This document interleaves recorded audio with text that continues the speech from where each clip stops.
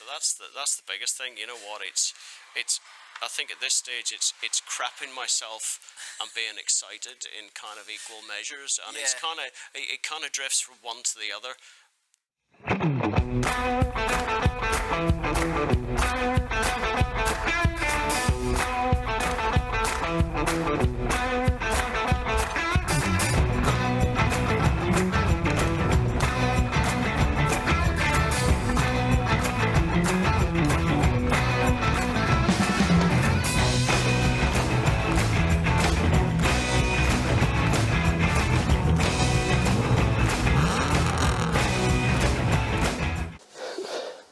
Hi folks, here we are again. It's the day before the big race, Silverstone National, tomorrow on Sunday, with the e46 racer.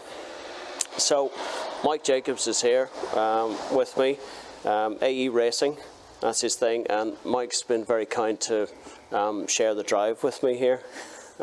He's a bit more experienced than me. Only a tiny bit though, not by much. But he's a lot better than me, so there you go. Well, we don't know that yet. We'll see in qualifying tomorrow how much difference there is. Because if I start setting really bad times and you start storming through, then it might be a different situation. So that's the biggest thing. You know what? It's I think at this stage it's crapping myself and being excited in kind of equal measures, and it kind of drifts from one to the other. Mostly crapping myself this week because the car wasn't ready until Wednesday. Yeah, it doesn't really help when you've got a bunch of drama. Like our first race with the Mazda, that was just the week leading up to it was madness. 1 minute we were going, the next minute we weren't. Trying to get some testing in, which was nigh on impossible because all the track days have been booked up. Just no end of stuff like that, and you think, oh, there's no point in trying. We're just going to be too stressed. I won't enjoy it. Let's just not worry about it. We ain't going to turn up. And then everything starts to line up a little bit, and you're like, all right, yeah, go on, yeah, let's do it. We'll do it. Yeah. And then it just turns into like an absolute roller coaster of emotions the whole time you're there, pretty much. Good. But it is the biggest thing with your first ever race, which I found, and I've said to Rob, who's going to be doing his first race with us next week, is you just can't practice the start. That's the biggest thing about it, and that's the scariest bit, but also the most fun out of it, I think, as well. Like when you first are lined up on the grid, you got the old 30-second board and the 5-second board and all that sort of stuff, and then you're sat there thinking to yourself, "What the hell am I doing? Why am I doing this? Just don't stall it." Yeah. Oh yeah, a million things running through your head, and it's just all like a million things happening at once, and you're 2-3 abreast going into the first corner, and someone in front of you's decided to take a weird line somewhere, and you're like, why the hell's he done that? Because there's a car in front of him that's done something wrong, and yeah, you're just doing a million things at once. And after the first 3 or 4 corners, and it all straightens out a bit, and then you sort of think, right, concentrate, get into it, and the madness of that first bit's over. But the 750 motor clubs there, for example, and I think a few of the MSV ones as well, they have 2 races on a race weekend, don't they, the shorter ones? Yeah, like 2 15 minutes, yeah. The good thing about that is that when you're on the second race, you know what to expect a bit more. Okay. And that's the thing. So your second race, although it's still fairly fresh, you know what to expect from the start because you're doing everything on cold tyres. And I think you said that there's no green flag lap for us, is there? Yeah, I mean, this week we got an email about a week ago, just kind of inviting us to sign in, I suppose. Yeah. And then we got another email about 3 or 4 days later. So this might have been 4 or 5 days before the race. Yeah. To do your driver's briefing. That's it. Yeah. And then all the paperwork was. I printed it out and had a look through the website as to try and get my head around actually what it's all about. So, I mean, I have a question for you. There was the grid, so we'll be no green flag lap, you said. So we have to find out where the marshallers are during qualifying. Yeah, really. The first couple of laps, yeah, pretty much. Yeah. That's really it. But they won't be waving anything unless it's a yellow or a red. Yeah, pretty much. Yeah. Or green because someone's just been there. Yeah. So maybe. So there's that one to get around. The weather's obviously a variable, but it was. My question is though, it says the grid will be 2x2. Is that like reference to Noah and the Ark? Yeah, God knows. I think most of the time with it, they should line you up in your grid position in the assembly area. Right. And then they let you out from there, I think 2x2 up to the actual start line. And it just means two abreast, but it's staggered, is it? Yeah. Is it? Yeah. So normally. Right, okay. Yeah. Trying to get my head around that, because initially you're going to go out and do the qualifying, get your bank your laps in, try and get a couple of hot laps, and then I'll do my qualifying bit. Yeah, we did driver change in there, which gives us a bit of practice for the driver change as well, which would be good. And we discussed as well, it was 2 minutes in the pit area. It's not a stationary stop. I had that clarified online as well. So got to try and start a stopwatch crossing the line, I suppose. Yeah, we'll just measure from the time you come in to the time you stop, and then from the time when you go to get the end of the pit lane, we'll just measure those seconds in qualifying. And then we'll know pretty much how long left you can then go.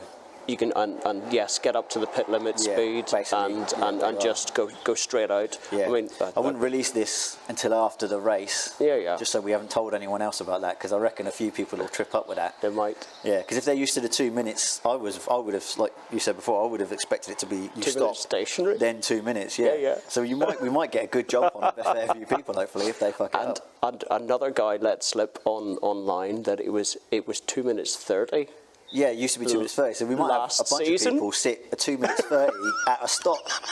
We might be gifted like 50 odd seconds or something. That'd be great, wouldn't it? Yeah, so that'd be hilarious. Anyway, so that's good. I mean, I'm not afraid to put my hand up and say, look, guys, I know nothing about this. Any help you can give me? And you know what? That's what's been really great about the whole experience. I found with club racing in general that everyone, if you ask the right questions in the right way, you're not perceived as a threat in your first season.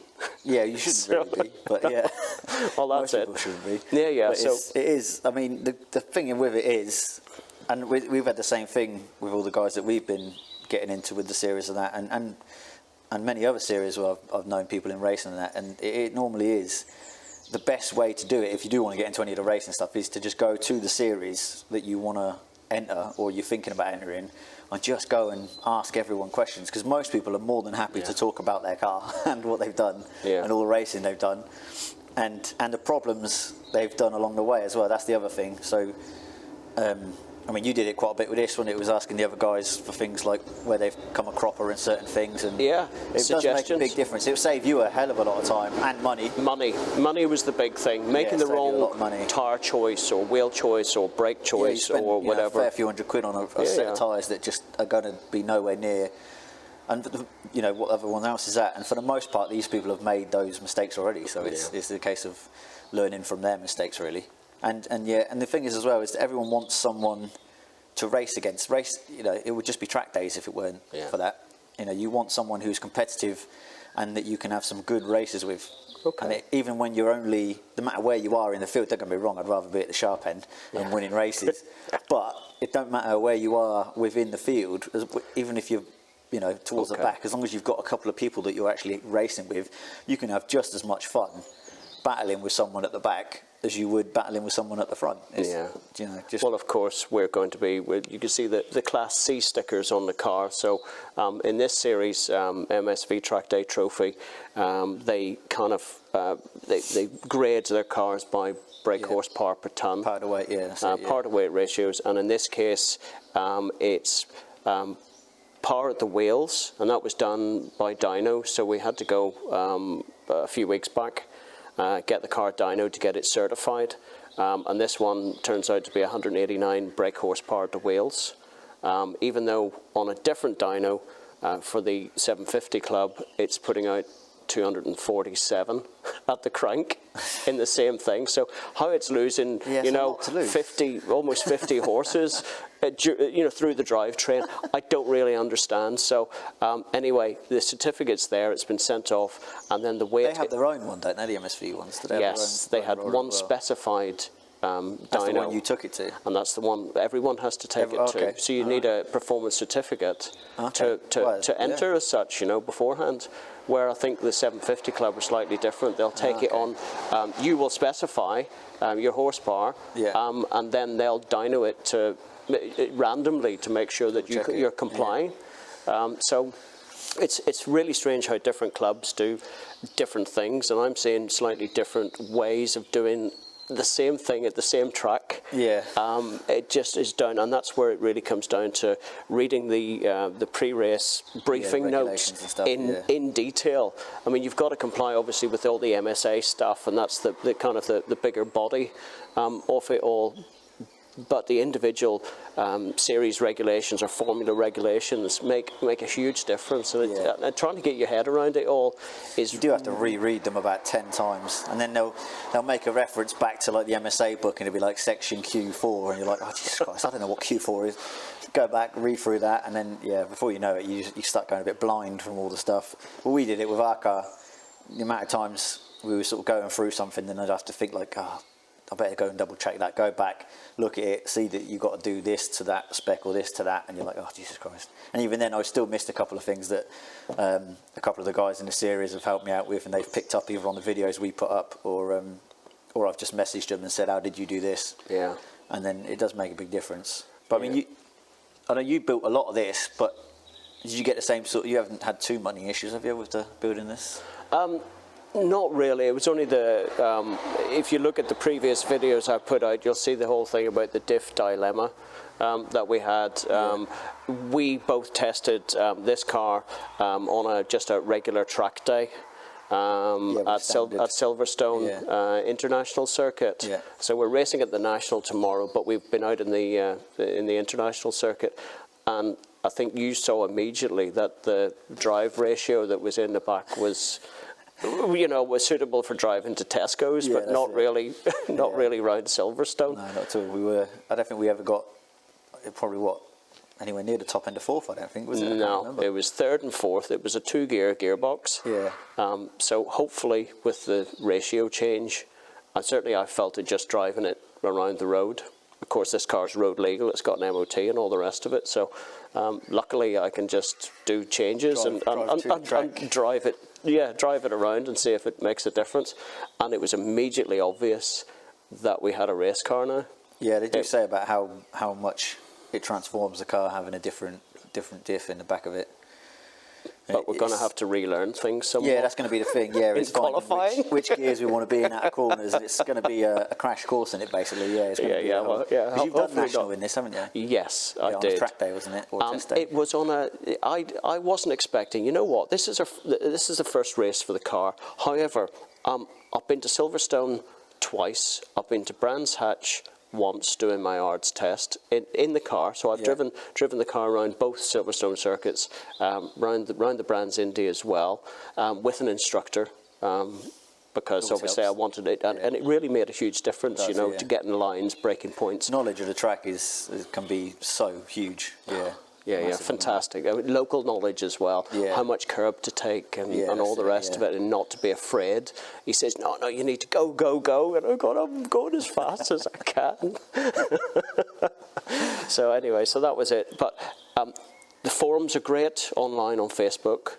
I've met loads of guys through this, and the offers, even on the MSV Race Drivers Forum, a couple of nights ago, I had a couple of questions, and the flood of knowledge and welcome, and you know what, stop by and say hello. If you've any questions on the day, my car is this, just come and ask. It's actually very heartwarming to see that the welcome that they give newcomers. And obviously you said they need people to race, but I think it was a genuine welcome. Well, for the most part, you're all sort of like-minded people really as well. You're all enjoying the same sort of thing, and everyone's done the same in the sense of they've all put in their hard-earned money, time and effort into something that they really enjoy.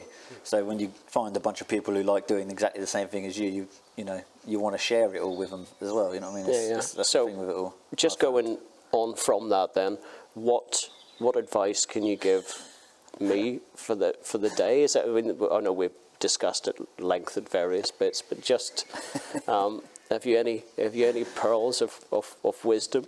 It was quite funny because I asked a mate of mine, Matt Manderson, who was like a semi-professional. I think I'd call him professional, but I think he calls himself professional. But he's driven GT3 cars and all sorts of stuff like that. And I pretty much said to him, I was like, "You got any little nuggets?" And the first thing he said to me was, basically go flat out as fast as you can in that first half of like the first corner stuff. He's like, that's where you'll make up all your places. Everyone will be shy about it because of cold tyres. And he was like, go for it, absolutely nail it. And I was like, yeah, it's not my car. It is cold tyres. That's the first time racing. I was like, yeah, fortune favours the brave and all that. Yeah, pretty much. Yeah. That was his bit of advice.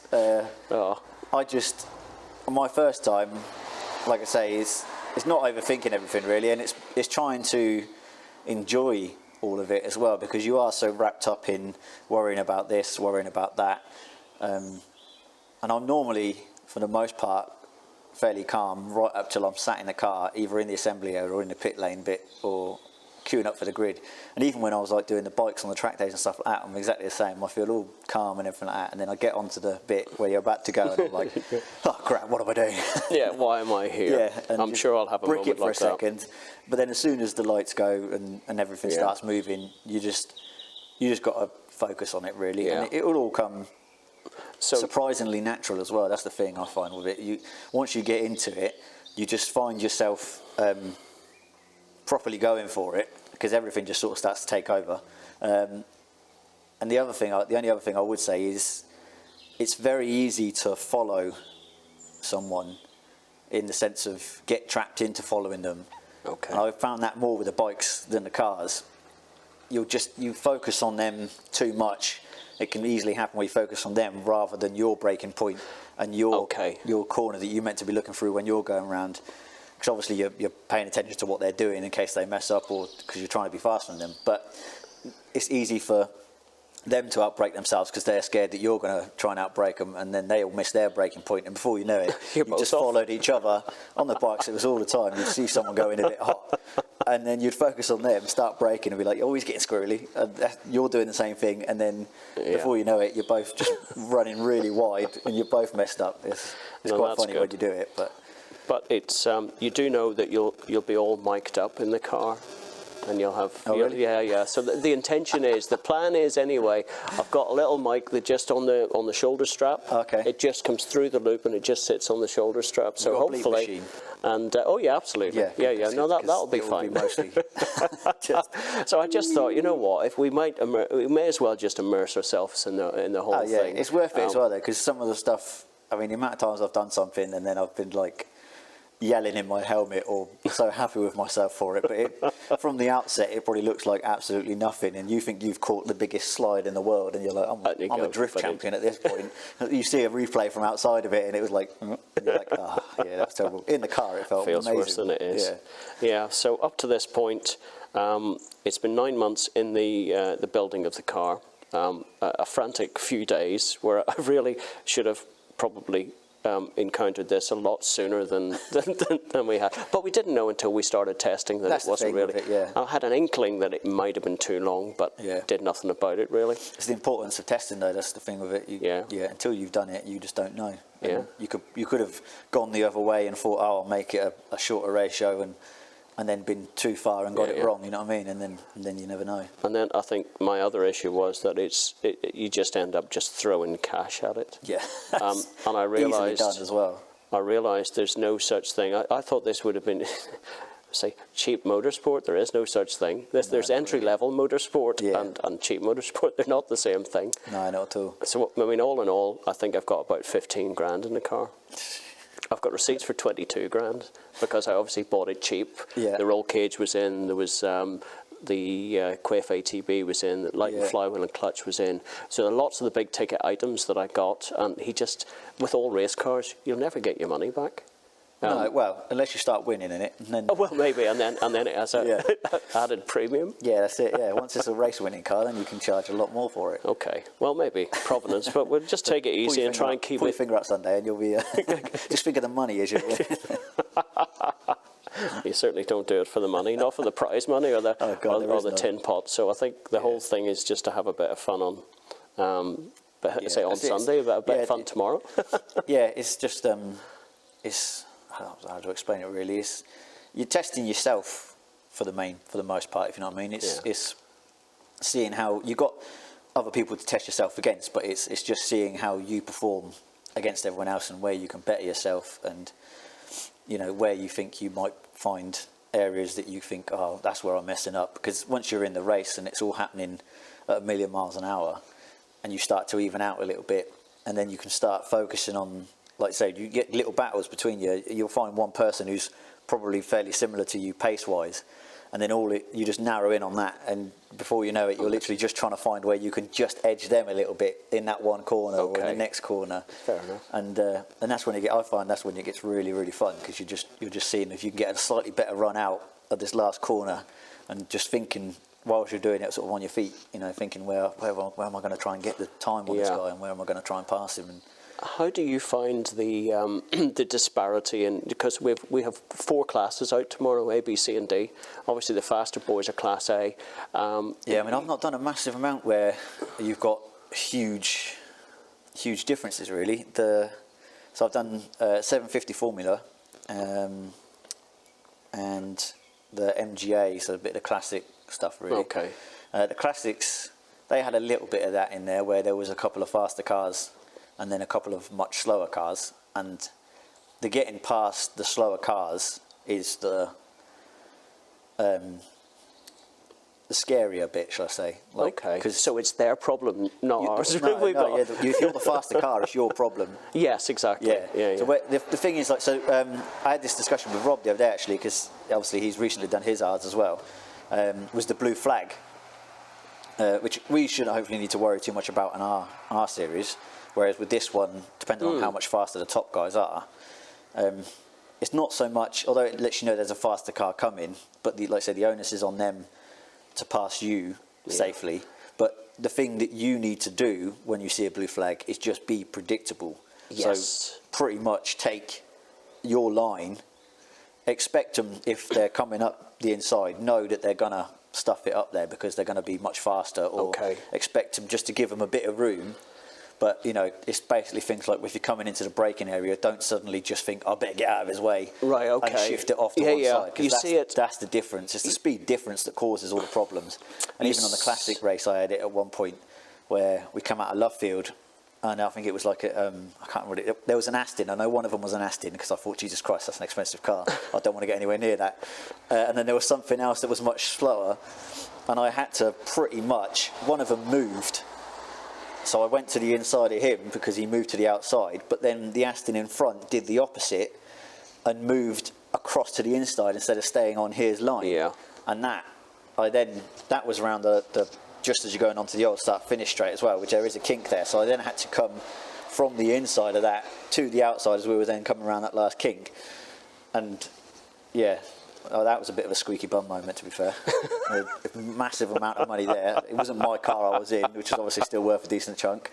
Yeah. And then you're still going round the outside of someone, so you're taking a wider line. Yeah. That got a little bit squirrely. And once you've done it, though, you're like, yes, I'm a driving god. You know, you think I'm amazing. But then it probably doesn't look anywhere near as bad when you look it back. But at that time, when all that's happening, you just got to try and sort of think, you know, well, the safest way you can really, but that is the key to it. It's just being predictable and staying on your line for the most part with that sort of stuff. Right. It's starting to piss it down, and we're sat in it. Yeah. Shall we just move move a little closer?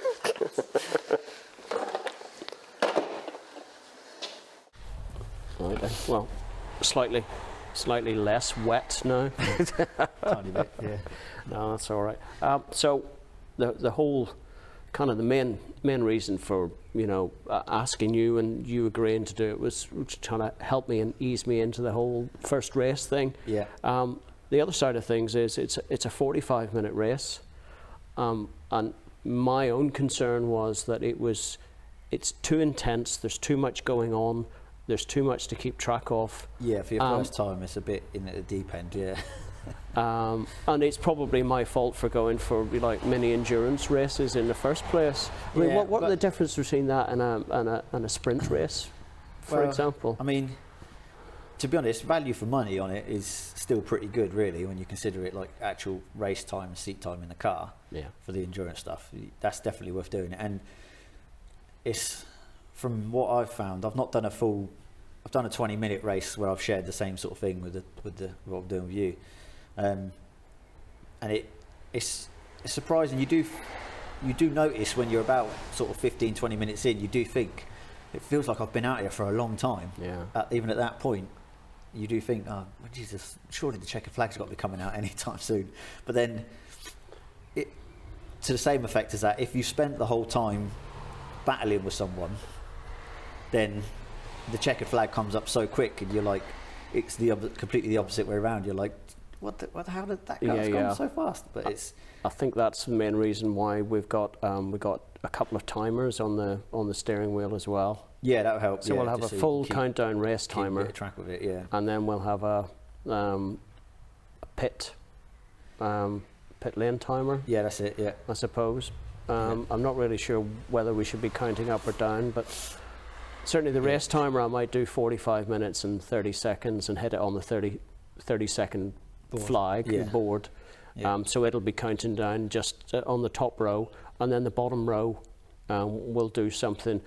The issue is that it's just a kitchen timer, so when it counts down and goes 0, it starts beeping at you. So unless you hit the button, you'll not know, because you're taking over. So I've got to remember to start the stopwatch. And work it all out from there. Although I think we'll have a glance at it as well whilst you're going through. That'll be a thing, because you'll be starting a race. Yeah. So, yeah, just be glancing down every now and then after you've done a fair few laps, and just think, Jesus Christ, that's gone 10 minutes already. I think the thing that concerns me most, you mentioned, is the start. You've given me some advice on that, but from what I'm reading in the regulations, that we just go to the assembly area, which is like a couple of corners short of the grid. Yeah, pretty much. Yeah. And we just line up. Yeah. and go. Yeah. I mean, that to me it's a bit surreal. The fact that a lot of, I mean, this trophy, the MSV Track Day trophy, it introduces a lot of people into motorsport. It's the next step up, I suppose, from doing just your track days. You've modified a car enough to go racing. Yeah. You've stuck an extinguisher and a cage in it. Yeah. And you're there. So I think a lot of other Formula on the day have got their green flag lap, but they've kind of excluded it for some strange reason. Maybe they think it's a 45-minute race. There's plenty of time to get the tires warmed. Yeah, that's it. Yeah, maybe I suppose because of that as well, because they normally have quite large grids as well, don't they? It's like 30 I think so. There might even be close to 40. So yeah. So then the other side of it is that if you've got that many cars, if everyone knows that everyone's tires are cold, everyone should be more cautious. Okay. Whereas if you've done a green flag lap, you might get someone thinking, right, I've got loads of heat in my tyres. But they don't. But they don't. Yes. Yeah. And then you've got other people, because it's still, like you say, the track day equivalent, next step up, is that then they haven't warmed their tyres well enough. And they might know they've not warmed their tyres well enough, but they still might not be able to get out of the way or see a faster car coming or something like that. So it kind of evens the field a little bit, maybe. And just make sure that everyone is a lot more cautious. That's the only real thing I can think would be the reason for it. And that is it. It's just given. Even when you're in there, you'll find some people will give you space when you don't expect it, and then other times you just got to give people space, even though you think, I don't really want to give them that position, but you just got to think he might not see me. Especially if you're overtaking, sometimes, unless I said this to Rob as well, that get the overtaking done. I sound like I'm not an expert with it, but I'm just, all advice I can give, and I try to do it myself, is get the overtaking done the corner before, if you know what I mean. Like, get a better run out of a corner, so that at least when you're coming into the braking zone, they know that you're going to be there. You're alongside them, or they've seen that you're gaining on them down the straight. And then they'll expect you, because that's when you've got the best amount of time to look behind you and see what's possibly coming at you. Because even I've done it before on on track days and on test days and stuff where something's so fast that you've come out of one corner, you've looked, nothing's there, and as you're coming into the next corner, suddenly there is something plowing up the inside of you because it's so fast, it's got out of that corner and got alongside you, and you're in something so much slower. So trying to maintain awareness is a difficult knowing thing. What's around you, because you're trying to do everything. You've got the car moving around under you because you're pushing that at the same time. There's a million and one things happening. But yeah, at least when you're overtaking someone else, at least if you can let them know that you're going to get it and get most of the pass done by being alongside them into the braking zone, then they're going to expect you there. Whereas if you're behind them and you're doing it all on the brakes into the braking area, they might think, there's no way he's going to outbrake me here. I'm hot as hell on the brakes. I'll be able to turn it in and be fine. And then you T-bone them, and then before you know it, you've locked up trying to go in that little bit harder, and that's it. You've taken each other out. Yeah. So after cops, we got the left and then the right. Yes. And you find that left and right, I think, is where most of the accidents tend to happen.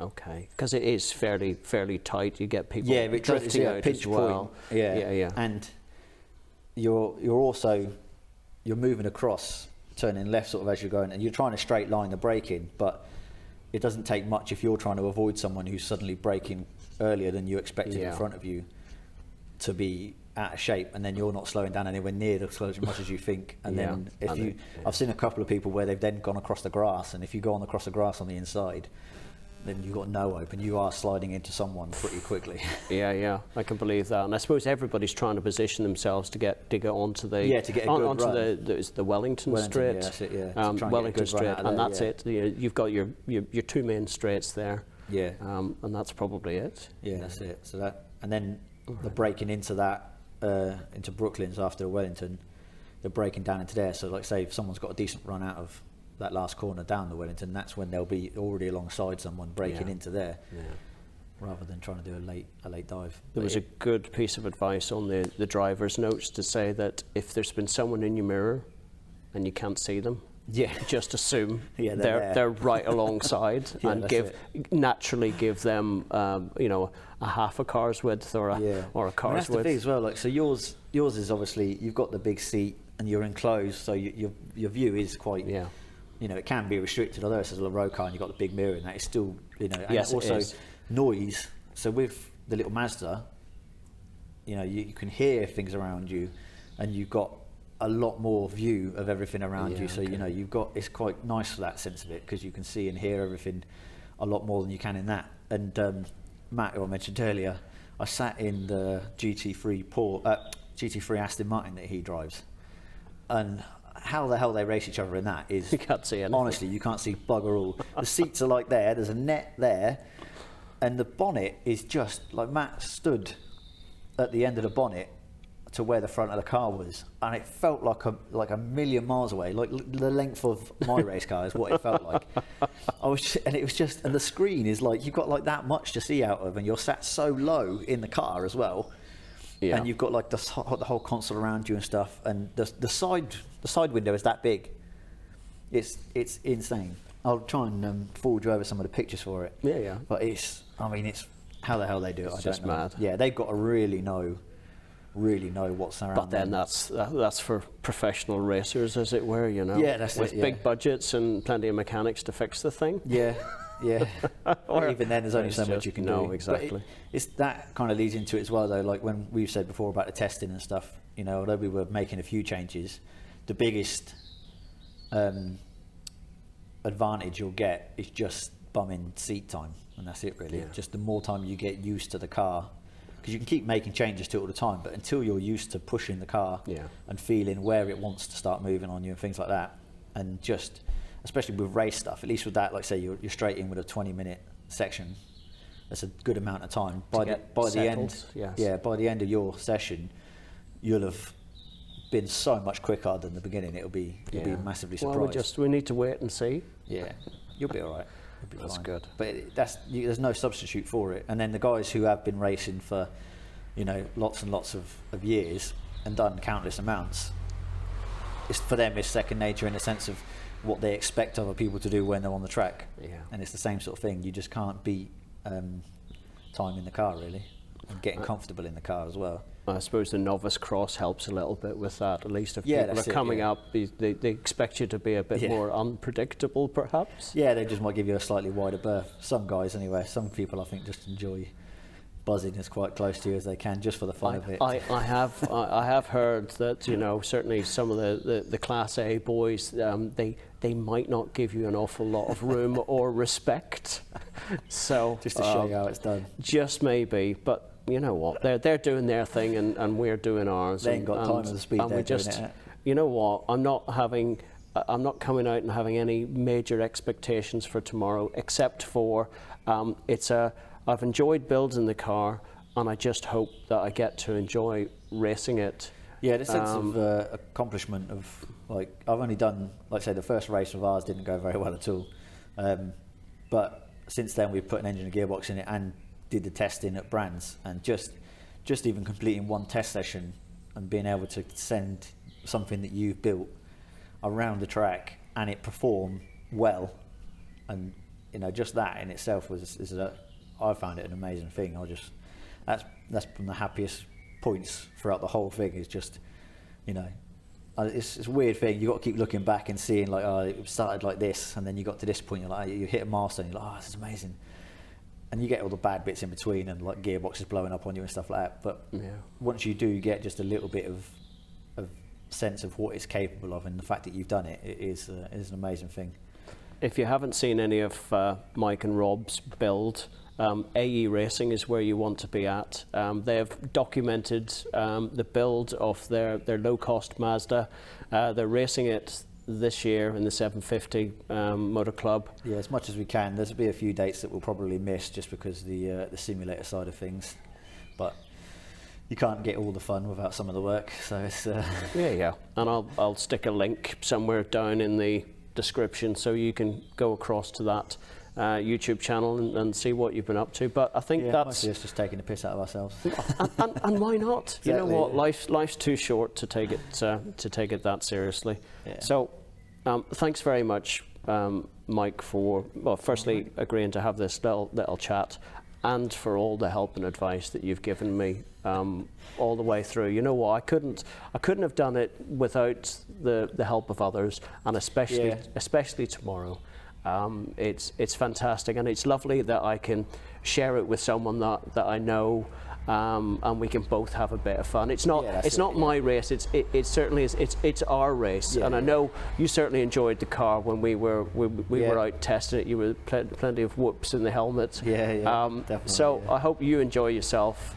It's hard not to, mate. As soon as you get out there, equally so. Yeah, you can't beat it. There's nothing like it. It's the most fun you'll have. And I've been lucky enough to drive quite a few different things, even in just my normal career sort of thing with cars. I've driven some amazing cars, and I've been quite lucky with it all, to be honest. But you know, although someone might think, oh, it's only a BMW, you know, just made into a race car, it's amazing how different cars feel once they've been set up properly, set up for race. Yeah. And even then, like, it's set up for race use, but then just from when we were doing the testing and making a few suspension changes here and there, the difference it makes from handling wise, how the car behaves, is insane. It really is surprising, and you wouldn't think it, but once you actually do get going on it, it's an incredible thing. Tomorrow's a big day for me. We'll try and do a bit more filming. Yeah, we'll do some. We'll do some as well, and then it's the nail biting bit right beforehand, and then I think so. And the insane adrenaline dump you get right afterwards. Right, okay. And I have seen a massive high. I have seen guys come off. I did a race day with Sam McKee, where Daryl, it was his first. And you can look back on a few of the videos previous to that, and we were able to capture. It's a bit like a wedding day. We were able to capture all the excitement and everything. So that's the intention tomorrow. To do a few cameras in the face. You got your other half and a few, both of it. Guys coming as well. Yeah. You want to be giving them all of the stuff to do. All you want to be worrying about is no worries. That's our cue. Thanks very much, guys. Well, you'll see us tomorrow. Bye now.